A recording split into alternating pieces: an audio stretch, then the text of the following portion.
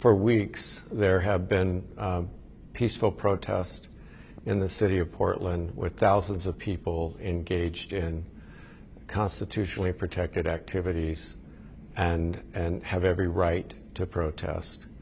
And they've done so in a lawful manner.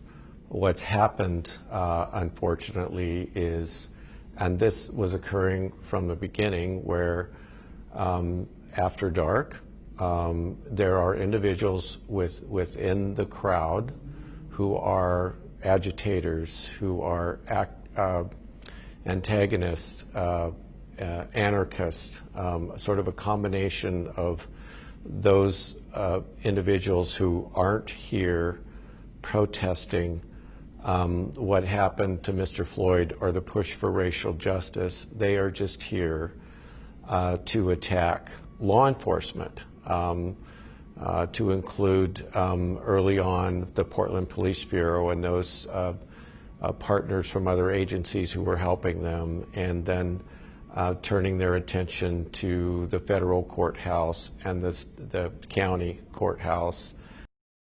It's the community who can bring an end to the violence by calling out those who have nothing to do with the message of racial justice and reform, calling out those who are just engaged in unlawful, violent, criminal behavior, who are hell-bent on destroying this institution that represents both civil and criminal justice systems in this country, in this city.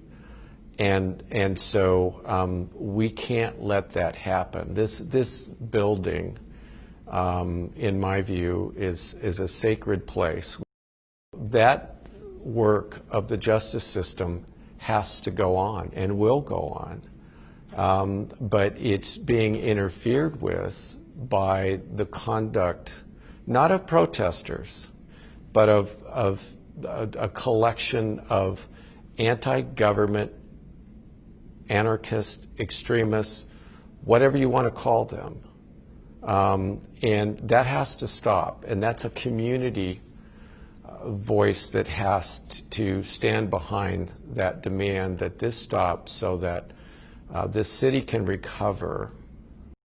You know, each time that there's an attempt to breach the courthouse or somebody sets a fire at the courthouse, our personnel respond to that, and when they step outside of the building, they immediately come under attack from rocks, frozen water bottles, slingshots with ball bearings and BBs, lasers shined in their light or in their eyes, commercial fireworks.